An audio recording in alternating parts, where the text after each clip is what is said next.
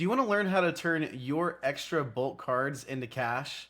Literally, cards that people consider trash. You can turn that trash into cash using the tips and tricks in this video.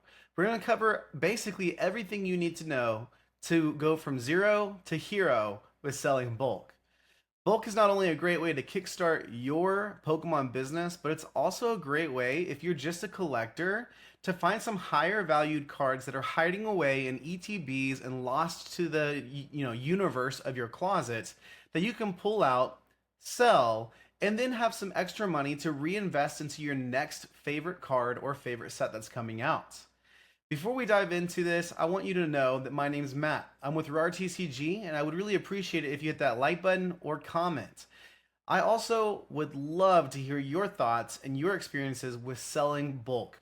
Because to be honest, bulk isn't for everyone. It takes a lot of work if you're going to do it at scale, but it is an amazing way to extract value out of the cards that you have and may not use anymore so that you can reinvest that into your business or reinvest that into your collection and continue buying and enjoying the cards that you love. So let's go ahead and dive into this. The first thing you need to know about bulk is what price to buy bulk at. A lot of times whenever people look at selling bulk, you want to buy in large quantities. You're talking about by the thousands of cards. And the going rate for bulk is anywhere between $5 to $10 per thousand cards. If you do the math on that, that's anywhere between half a penny to a penny per card. This buy price is going to help keep you profitable as you go to sell the cards on TCGPlayer and eBay. It's also extremely important that you buy at the right price. If you're going to start a business at all, this is one of the key foundational pieces that you need to learn and get familiar with as you consider starting to sell just anything, especially TCG cards. Now, will you always find collections at $5 per thousand cards? No, it's unlikely that you're going to find every single bulk collection for half a penny per card. That's unrealistic, but you can negotiate down below the $10 per thousand card mark and get closer and closer to that $5 mark. I've done that multiple times. I've also bought larger collections with higher range singles and then also have offered some additional money to take on any of the collectors' additional bulk that they didn't want. Now, here's the secret sauce to bulk, especially if you're just getting started. I bet you've opened quite a few packs in your day, especially if you're a collector looking to make a little bit of extra money. I bet that you have stored those cards away and taken good care of them because you love and cherish the cards that you have. That is great news for anybody looking to turn a profit. So before you go to Facebook Marketplace or any other online marketplace to buy bulk, I would just simply look in your closet. See if you have any cards on hand that you could start selling now. The next thing you need to do and know about selling bulk is what marketplace to sell on. The best place to sell bulk is typically TCGPlayer. It's a marketplace that's set up just to sell singles. You don't have to take pictures and create listings for every single item that you list. And so there's an ease of use there, and there's also easy ways to list entire sets of your bulk. This is done all on the backside of TCGPlayer. Yes, there are fees associated with selling these cards, but as you've probably heard, maybe you're totally new to this, there are fees no matter where you sell your cards. If you're going to sell in person, you're likely going to get the lowest fee possible, but chances are the person you're selling to isn't going to want to buy it directly at market price. So you're still going to have to negotiate probably below 100% of market price for whatever cards or items that you're selling. So we're going to go ahead and transition into how to identify high selling cards, like high value cards in bulk. This is such an important tool set, and anybody watching this, whether you're a seasoned reseller in Pokemon business or if you're just getting started, this is literally me spilling all of the secret sauce. I want you to know exactly how to locate, identify, and recognize what cards are worth more than others. This will help you as you sort through your cards to identify the ones you want to get listed first so that you can really start to churn and create profit. Now, there is a side of bulk. This is a high volume game. You're going to be selling hundreds and thousands of orders, low value orders, but over time that revenue adds up and will allow you to do different and new and fun things. Because of that, you're going to have to figure out how to ship cards. I always recommend a windowed envelope. I've actually done a video on shipping cards before that you can check out on my channel. I really highly recommend that. This video isn't quite for that. It's not in the scope of this video. Anytime, just a side note, anytime you see me sitting down in my computer chair like this is a very like detailed, very like data driven and serious video. A lot of times I'm talking to the camera, standing up, just kind of shooting my thoughts about the market, recent drama, bulk cards, stuff like that. But this video is going to be much more hands-on, and you're about to see why. So let's go ahead and jump to this other scene. Okay, so here we are on TCGPlayer. I'm really excited about showing you guys this. Again, this is me spilling all the sauce. I want you to understand the importance of data and analysis. So what is data analysis? It's literally just analyzing a set of data that you have available to you, but there's one very important item to data analysis that you need to know. And that is that data analysis should always lead to actionable insights. So no matter what set of data that you're looking at, what tables of data and all of these little plot points you're looking at, those different things, as you analyze them, they should lead you to actionable next steps that will primarily and hopefully help move you towards your goal. Okay, we don't just look at sets of number and data just to say, wow, those things are pretty. And sometimes data is fun and pretty. But in this case, we're going to look at ways to sort and sift through the data that TCG has available to us to identify the high value bulk cards that you can start selling today to start generating profit. Just remember, data analysis is an extremely important skill that you can learn over time. You have to think about all the data that's available to you and then analyze and fine tune it to where you're only viewing the data that is most applicable to whatever question you're trying to answer. From there, you need to look at the data further to analyze and extract actionable insights to help you grow your business, to help you create additional money that you can reinvest into your collection. So let's go ahead and look at this here today. So at TCGPlayer, this is the home page. We're gonna sort by Pokemon. And remember, this is a video that you can watch back again, have all these steps, and you can recreate this anytime you need to. So you might want to hit that bookmark button on this video, and maybe you know a couple people that this video could benefit. So think about sharing this with them. After that, let's go to Shop All English. So what this is going to do is literally bring up all of the Pokemon cards that have ever been created and listed on TCGPlayer. This is way too much information. So how do we further fine tune this? Well, what we're going to do, first of all, is we're going to sort only by cards. We do not need to look at sealed product for the what we're doing with this video. And also, we can also start by sorting by rarity as well. Remember, we're talking about bulk cards. So that's our commons, our uncommons, and we're going to leave it there. A lot of times in bulk lots, you can also find hollow and reverse hollow rares. Those are great pickups as well. Some people even spend a little bit more money, 2 to 3 cents per rare or reverse hollow. That's really up to you. For me, my buy price sticks really close to that $10 per thousand cards. Of course, there's always exceptions where I will spend more or spend less depending on the kind of cards that are in the lot, the quality of the cards, and the conditioning of the cards that are in the lot. So just remember that. So let's go ahead and look at just commons and uncommons. Now let's see how our, different kind of sets of information here has changed. We can already see there's a lot going on. And this is sorted by best match. This box right here is going to be extremely important. I want to call out a couple of my favorite that we can sort by. Best match is just trying to match our current filter options to whatever TCGPlayer algorithm think is best for us. So what we're going to do is we're going to look at a couple of these. The two I really love is best selling and high to low price. So best selling is great. It's going to show us which cards have the highest sales volume. This data point right here is extremely important and beneficial. This is letting us know that these commons and uncommon cards here have the highest sell-through rate. These are the ones that are selling more often than the others.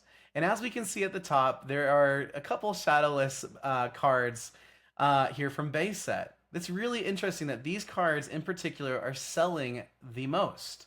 So we have our Charmeleon, our Charmander, and our Bulbasaur here, and even Squirtle making an appearance as well. So we don't necessarily need to look at first edition base set, correct? A lot of times the bulk lots that we're going to buy or the bulk that's sitting in your closet is likely going to be newer. So let's go ahead and sort by set. Now this set right here contains all of the sets that Pokemon has ever released. This is overwhelming, especially if you're new. So I'm going to showcase how to sort just by the most recent sets. So what we're going to do is we're going to look at Scarlet and Violet in the Mega era. For Scarlet and Violet, if you type SV with a colon, then you can see all of the specialty sets that have released for this Scarlet and Violet era. From there, you can sort by all of these if you want to, but here's the deal. I know, and just like you know probably in the hobby, you know that Black Bolt, White Flare, and Prismatic Evolutions all have Master Ball and Pokeball reverses. So in order to declutter our search results, we're going to leave those sets out of our search patterns for today. If you want to go back, recreate this, you can follow these steps in the video. You can recreate this and add these sets back in to see how your search results change. But in order for me to best illustrate how to find higher value bulk cards, it's actually best that we remove those so that there's less visual clutter. Because to be honest, your Pokeball and Master Ball reverses are not bulk cards. Those would be in the same kind of world as your EXs or V cards. Your Master Balls are actually closer to IRs or even sometimes worth more than that depending on the Pokemon. So let's go ahead and look at Shrouded Fable, Paldean Fates, and 151. These three sets are all great because they don't have any of those specialty reverse hollows. I'm also going to go ahead and sort by high to low here just to get a good general sense of the highest value cards as we continue to add filters. Remember, best selling is the best option to see which cards have the highest sell-through rate, which can impact what cards you're listing first if you want to start selling through higher sales volume cards. High to low is generally what we're going to look at here just to determine what we're kind of seeing. So these are our specialty sets. Well, how do we want to select only main sets from Scarlet and Violet? Well, what's really nice is that TCGPlayer follows a very general and very consistent naming structure for all of their sets, especially the more modern ones. So we're going to put SV again, and then instead of a colon, we're going to put 0. All of our SV sets are going to have the naming convention that starts with SVO, whatever number it is in the set. And then from there, we're literally going to select all of our sets here. I wish there was a select all button. TCGPlayer, if you're watching, please add that. Here we go. Let's go ahead and select all these just so that we can see which commons and uncommons are the highest to lowest. In addition to Scarlet and Violet, I said I would also add Mega. Mega Evolutions, I believe I have a card right here. I'm not sure if this will show through very well, but if you look down in the bottom left-hand side of a card, you can see the set icon and label there. That is going to give you a general sense of how TCGPlayer is going to kind of label your cards. You can see for Mega, it's MEG, but for the sake of TCGPlayer, they put that as MEO. Again, these are mainline sets, Mega Evolutions and Phantasmal Flames. This is being filmed right before Phantasmal Flames releases, so we're not going to add Phantasmal Flames because it's all pre-sale prices, which are not true to any sort of market price. We're going to look at just Mega Evolutions once, since that's been out long enough for us to start looking at actionable data. So from there, we have 11 total sets selected. Do you see how we took a huge, large, massive amount of data and sets and rarities, and we're already starting to whittle that down to very actionable steps? So here we are. We can see already that some really awesome information is starting to populate for us. We're going to go a couple steps further here to help better illustrate how deep you can go here. But we can already see that the top winners so far are Counter Catcher right now from Paradox Rift at almost $2 per card. $2 per uncommon card. Think about that. Night Stretcher. Night Stretcher's been on top of the Bolt game for a long time, in your top 3 lists for so long, still valued at $1.70. This card is so strong. It's used in almost every single deck. We're going to talk a little bit more about that at the end of this video. And then we got the king of bulk himself, Arvin, sitting on top at worth over $1 a piece from SV Base. There are a couple different versions of Arvin. All of them hold strong amounts of value. We also have Lily's Determination here. I will be honest that White Flare, the Hilda from White and Black, the sets, that card is really good. So the Queen of Bulk, it's kind of a toss-up. Is it Lily or is it going to be Hilda? We'll have to find out. But remember, we intentionally didn't filter the White and Black sets in because there's no way for us to filter out the Master Balls and Pokeballs from our search results. You can definitely recreate this on your own time. So how do we want to further, kind of sort this? Right now, this is very usable, right? Like you could take the information that's on this page and really run after it and do some really amazing things. But you'll notice that, hey, there's some reverse hollow energies here. Like, do we really count those as bulk cards? Chances are, if you're buying a bulk lot, you're not going to find many reverse hollow energies there. And then additionally, we also have trainer cards and Pokemon cards combined into the same search. Maybe we want to separate those out into different searches depending on how we sort our bulk cards. Well, in order to do that, what you can do is go to card type. Card type is going to allow us to sort by all of the different card types. And for this video and for this general tutorial, we're just going to look at the trainers and supporter cards. So we're not going to select energy to leave out all of those specialty reverse hollow energies. I love those, by the way. And then we're not going to select Pokemon as well. We're just going to select supporter, item, tool, and stadium. From there, we have a beautiful results here. We have all of our top cards in bulk from common and uncommons, and we can start to sift through our bulk looking and pulling out these cards. These are cards that you're going to want to maybe earmark. You're going to want to write them down on a piece of paper, print a little print off of all these cards here. And I'm just going to be honest, as someone that has over 3,000 sales on TCGPlayer, primarily being bulk cards, I'm going to be honest, any card that's worth over 15, 20 cents, that is a great bulk card, and you should totally consider selling that and starting to generate some revenue or extra money for your collection. I hope this video so far has been helpful. Remember, you can always jump back to this video, follow through these steps to accomplish this same result. Just for the sake of today's example, we're going to just sort by our Pokemon cards next. Pokemon cards, when it comes to bulk, are very dependent on how playable they are. There are situations where a set like 151 can come around and there's a big demand for mastering that set. People want binders of 151 cards. This is such amazing news, but typically it's playability that drives the Pokemon card kind of bulk kind of hobby and an area of the hobby.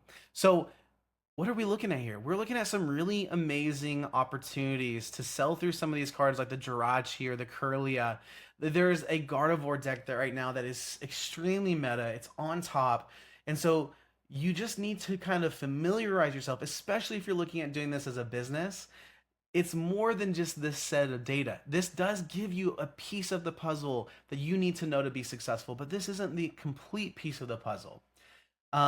We're gonna kind of transition to talk about how you learn about the TCG game.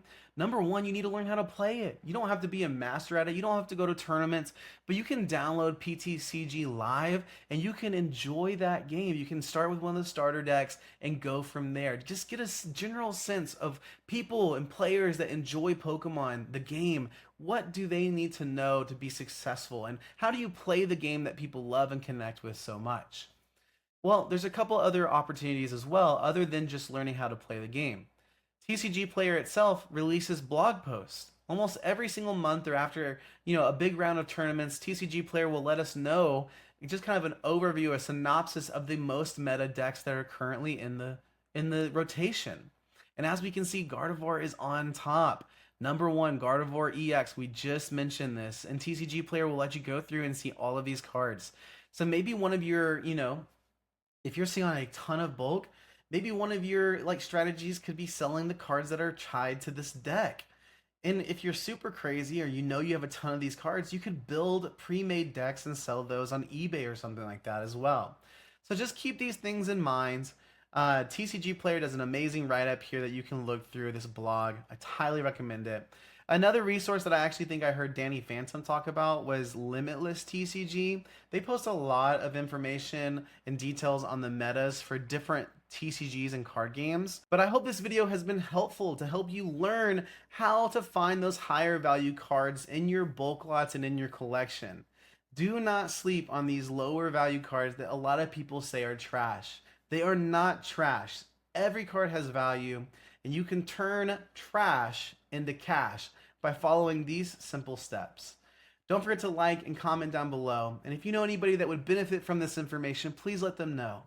Yes, I am spilling all of my secrets on how I identify, by set on TCGPlayer, all these higher value cards. But listen, this is such an interesting and fun part of the hobby to be part of. Yes, as a business, I want to make money selling bulk cards, but it's more than that. I know that the cards that I'm selling are going into players' decks, they're going into people's binders. It's an extremely fulfilling part of the hobby to be part of, and I don't take that lightly. And so the more people that I can put on to these type of tools and resources to learn and identify these higher value cards, the more cards that are available for players. Yes, will that potentially, or does it have the potential to lower the price? Yeah, potentially. If this video gets enough views and exposure, it definitely could. But is that a bad thing? Will a card like Arvin drop to 10 cents because someone's sitting on 50,000 copies of it and didn't know about it? I don't know. We'll have to see. But I think this is overall very beneficial for just collectors or for other resellers watching. Thank you so much. I'll see you for the next one. Peace.